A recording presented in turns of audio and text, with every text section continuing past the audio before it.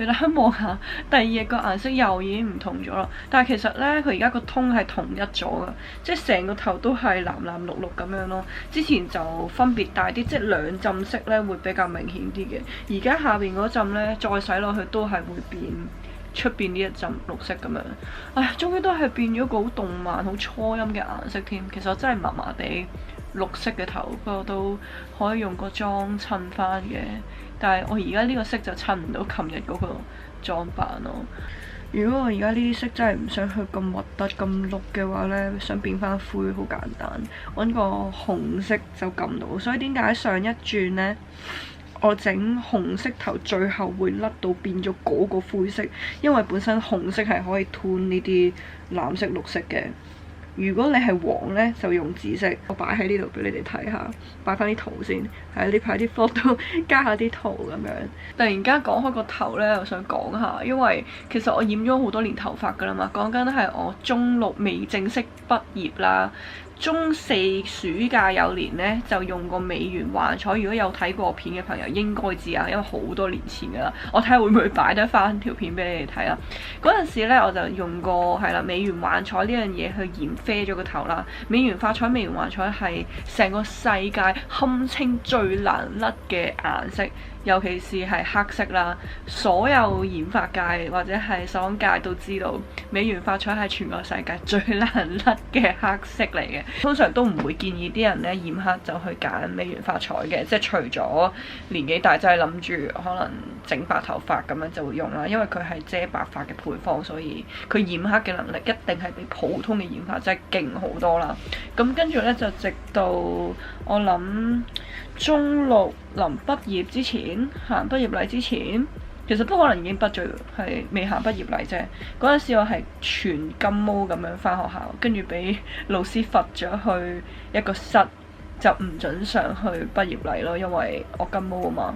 跟住就開始咗呢個染髮嘅心路歷程啦，真係講緊由14、15年直到而家係冇停過漂啦、染啦、漂啦、染啦，不停無限 loop 呢件事。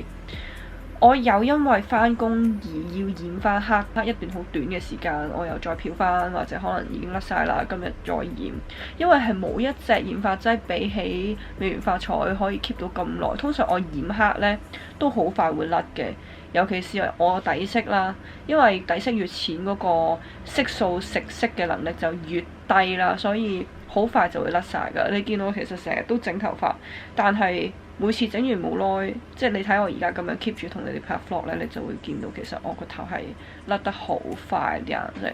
點解要成日都染？咁亦都係因為咁樣，點解會發現咗而家我用開嗰個 Color Treatment？想當年呢，其實我第一次出去整頭髮嘅時候，我係諗住整個青 BB 嘅綠色啦。嗰陣時好迷青 BB 嘅綠色，咁我就出去染過一次。我亦都有拍片講過，因為臨 Grad 之前嘅事啦。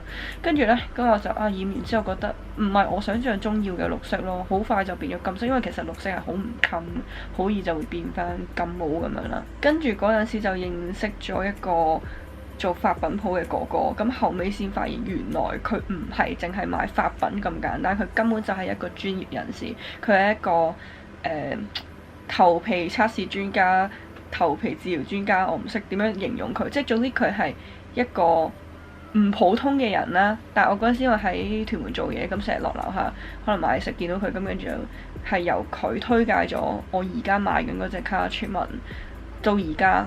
即係由嗰陣時開始到而家，一直 keep 住都用緊呢個 Color Treatment。呢個亦都係點解我整咗咁多年頭髮都咁堅持要繼續整頭髮嘅原因。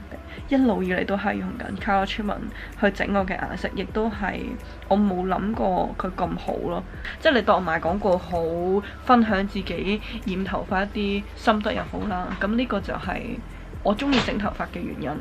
因為我用緊嘅產品冇令到我好難洗頭啦，亦都冇令到我會發晒癲啦。因為通常呢，漂到咁樣，你個頭髮已經係冇辦法可以洗到頭啦，或者係洗完之後你會好驚吹頭。但我係冇呢啲感覺噶咯，唯一一次就係雙色頭一邊黑一邊白嘅時候，因為白色嗰轉呢，係我真係特登漂到咁樣，同埋洗色洗到咁樣啦，咁就爛咗一次咁多，一生人裏邊暫時嚟講啦，我應該係爛過2次。有一次呢，就係我有個朋友幫我染頭髮啦，咁佢曾經都係做過師傅啦，但係佢唔清楚我嘅髮質，然後揀咗一個好高度數嘅雙氧奶同我漂，咁就斷咗半個頭啦。其實就係啱啱琴日同你哋講嗰個藍黑色個頭，嗰個頭係要個底好白先至會甩到好灰嘅，所以就哎呀斷過1次啦。嗰陣時哇心傷到不得了咯，因為嗰陣時我已經係留咗咁長頭髮，咁長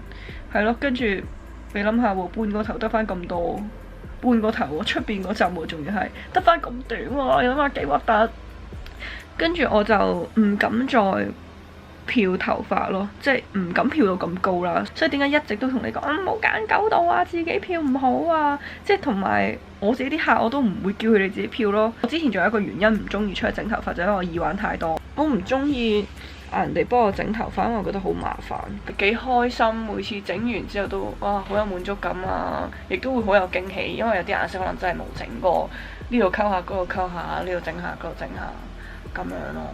但係我諗係近呢2-3年漂頭嗰個度數係高咗嘅。我以前啱啱畢業嘅時候 keep 住都係淨係漂6度嘅啫，自然色漂1次咁就啱噶啦，個度數已經夠噶啦。而家係因為我自己買呢件產品啦，咁所以我就會好想出到一個原色俾啲朋友仔睇，先至特登整到咁淺色啫。其實如果唔係呢，我而家頭頂呢個色都夠嘅，係咯。咁亦都大家唔需要咁擔心。我身邊啲朋友呢，成日都好擔心啊！哇，你又轉咗色啊？你又漂咗？哇，得唔得啊？你個頭得唔得㗎？會爛晒啊？點咯？咁啊，其實就個感覺就會似一個人中意紋身，你問佢痛唔痛，佢會答你痛㗎。會好攰㗎，好嘥時間㗎，但係呢樣嘢值唔值得？對我嚟講好值得咯，咁所以就會 keep 住就去做呢件事咯。因為既冇乜嘢做，就傾下偈啦。呢個都好多年噶啦，困擾咗我好多年噶啦。身邊啲人一定會咁樣問，跟住就直到而家呢2年呢，就比較少，都會有人講，但係佢哋知道咗我賣啲咩產品之後，知道咗哦，原來我做緊呢盤生意啊，原來我已經整咗好多年啦，咁跟住佢哋就開始已經習慣咗啊！你都好清楚自己需要啲乜嘢，清楚自己個髮質係點樣啦，咁所以我哋都冇嘢好擔心。即係我而家染頭髮嗰個顏色呢，冇乜太大驚喜嘅啦。我身邊啲人係完全唔覺得我染咗頭髮咯。有陣時我會問下我爸媽：喂，我今日個頭靚唔靚啊？我染咗個新色，係咩？你又整咗頭咩？身邊啲熟悉我嘅人已經開始覺得，你成日都唔同樣㗎啦，一日有10幾個你咁樣，即係可能你上晝見到我咁嘅色，下晝已經係第2個顏色咁樣，佢哋已經係習慣到冇可再習慣，有陣時都唔知係開心定唔開心。不過好處就係冇咁煩咯，即係啲人唔會再扯住你咁問，有啲似好多紋身嘅人就會問：喂，你呢個紋身點解啊？你呢個紋身痛唔痛啊？你呢個紋身幾錢啊？你呢個耳窿痛唔痛㗎？哇！呢支咪好貴咯咁樣，即係你會咧身邊都好多人啦咁樣，好多嘢講㗎。咁有陣時我覺得，唉，即係呢個就係會限制咗一個人想去做更加多嘅原因，因為身邊嘅人實在太緊張。你做呢件事究竟辛唔辛苦？最緊要都係你清楚自己需要啲乜嘢，想要啲乜嘢，其實就 OK。因為呢個人生係你自己噶嘛，呢個係你嘅生活咯，你去選擇你想點樣生活咯。咁又冇話一定要聽邊個講好定唔好，即係我覺得人哋嘅建議係要聽啦，但係你係咪要跟住人哋咁樣做有一件事？咁即係當然。如果嗰個係我屋企人啦，即係我爸媽啦，咁我會聽嘅，亦都會明白點解佢哋會咁樣講嘅。咁當然有啲嘢我堅持，我都希望佢哋有一日會明白，即係我想要嗰樣嘢嘅原因，唔係為咗炫耀啲乜嘢，唔係為咗去玩，而係想做一個更加接近自己嘅自己咁樣咯。